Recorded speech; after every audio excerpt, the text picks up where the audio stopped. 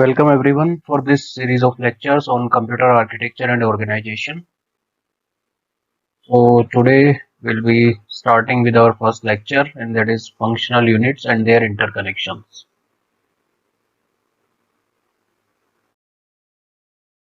So this is going to be the contents. We'll start with computer and its types, then what are the different functional units and how they are interconnected with each other, input output units, memory unit, then ALU, arithmetic and logical unit, and control unit. So first of all, what is computer? So a well-known, let's call it definition, or rather we'll call it the full form of computer is commonly operating machine, particularly used for technology, education, and research. So the different type of computer are we have personal computers, we have embedded computers, then servers, enterprise systems, supercomputers, and grid computers. Right. So these are the different functional units. So this basically is based on the von Neumann architecture. So there are two very well known architecture. So one is von Neumann architecture and other one is Harvard architecture. What's the basic difference between these two is in case of von Neumann architecture, we generally assume that the programs and the data will lie in the same memory, right? So our personal computers generally follows this von Neumann architecture. So what we have is we have this input output components that comprises of input units and output units, right? We'll discuss what exactly is the function of these two. Then we have interconnection network, and through this these input and output units are connected to memory and the processing unit, right? This memory unit is basically responsible to store the data in the programs, right? And this ALU is responsible for performing the arithmetic and logical operations. Like if I take some examples, like addition, subtraction, multiplication, division. So multiplication, division are not inherent operations basically. Multiplication is basically we perform with the help of addition operation and shift operation, right? Similarly, we perform the division operation with the help of subtraction and shift, right? So we'll discuss these in details in the further lectures. Okay. Then we have control unit, which is basically responsible for controlling all the operations, or rather we'll call it scheduling of the different operations which are performed by the ALU and the other units, right?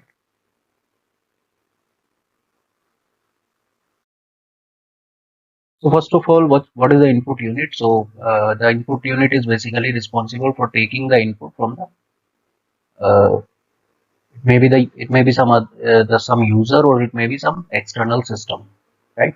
So it is basically responsible for the interaction of your system with the outer world, right? So examples of this input unit, it include touchpad, mouse, joystick, trackball.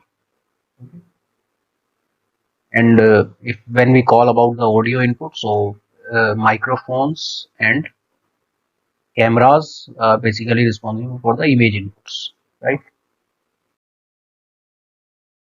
Then output unit, again, this is the counterpart of the input unit. So it is responsible for generating the output and providing it to the, again, to the interaction of your system with the outer world, right? The example is printer, and other units are graphic displays. We generally call it monitors, right? Then there are other like speaker, okay, that is one of the output unit. Then projector, right? So these are the different examples of output. Then when we talk about memory unit, so again memory unit is responsible for storage of data and programs. Okay, so these are the typical examples of different types of memory that exist in our system. We call it memory hierarchy also. So it start with the CPU registers. So again, we have two types of registers. One is general purpose register, and there are some special purpose registers also. So again, we'll discuss these registers in detail in further lectures. Then we have cache memory, right? Main memory, which is basically used when we execute a program. So uh, this main memory and the cache memory comes into picture. Rather, register also comes into picture when we talk about the execution of a particular program. Secondary storage and auxiliary memory. So sometimes these two are synonyms of each other. So maybe in some of the text you will find uh, only a single type of memory, that is secondary memory. But if we want to differentiate it, so secondary memory we can call it like we have hard disk drive. So this is an example of secondary memory. Auxiliary memory, when we want to extend our secondary storage, so we go to auxiliary memory, right? So we can take it as auxiliary memory is a bit of more a part of rather more external than secondary memory. We can differentiate like that. So when we talk about the cost and the speed, so when we go from auxiliary memory towards the CPU register, so our cost and the speed increases, right? So through this memory hierarchy, I can see that CPU register are the fastest memory in the system, and they are having the least capacity also. So there are very few registers that exist in the system. Then we have cache memory. So again, cache memory is basically it is talked when we talk about the there is a very well known property, that is locality of reference. So to speed up the operations we use cache memory, right, to speed up the overall execution of the program. Main memory, again, the best example is RAM, right, random access memory. So it again comes into picture when we talk about the execution of a certain programs. Secondary memory we use for the kind of permanent storage for our data and programs, and auxiliary memory again to increase the overall capacity. So size, when we talk about the size of the memory, so CPU register, obviously they are having the least storage capacity, and auxiliary memories are the having the highest storage capacity, right? Now processing unit, that comprises of ALU and control unit. So what is the basic use of any ALU in the system? So it is responsible for two kind of operations. So one is arithmetic operations. I have earlier also I have given some examples like addition, subtraction, multiplication. This multiplication, division, these two are not the inherent operations, but we achieve them with the help of addition and subtraction along with the shift operations, right? Then comparison. So again uh, this comes into logical operations, right? Other logical operations are like logical AND, logical OR, then XOR. So these are the different examples of logical operations which are being performed by this ALU.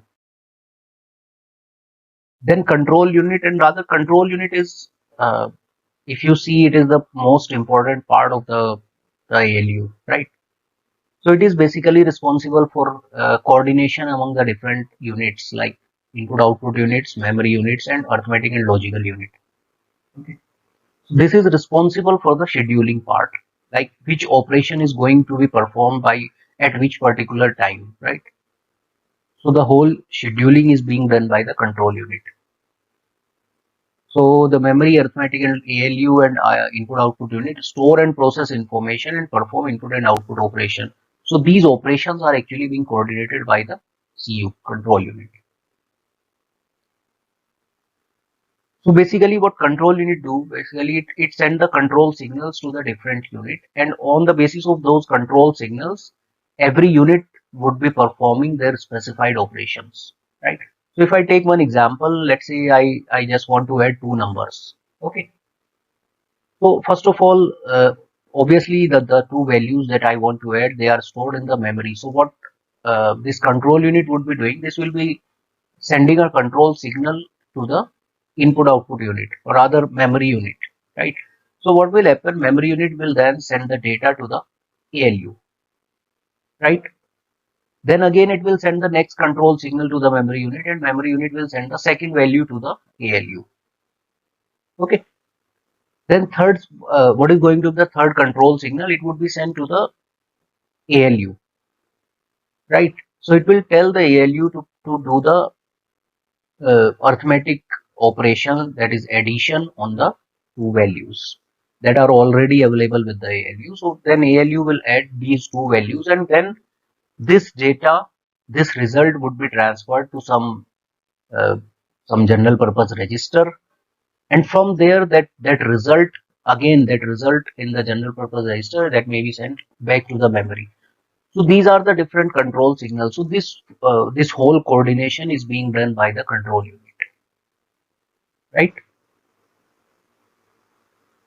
And how basically is tools, right? There are two kind of control unit design. So one is hardwired and other one is microprogrammed control. So that we'll discuss in detail in the further lectures, right?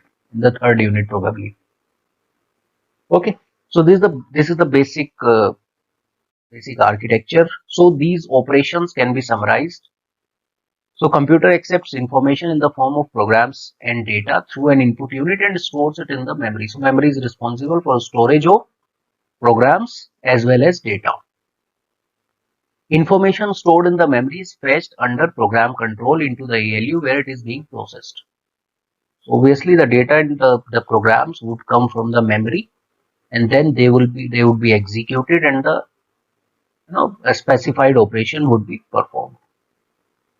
Processed information leave the computer through an output unit. So again, once we have the result, we will be having two options. So one is we can store the result back into the memory. Probably in the first we'll store it in the primary memory, and then it may go into the secondary memory. And the other option is we can send the data from the secondary memory to the through the output unit. We can send the data to the outer world, or to the users, right? So this is going to be the whole process.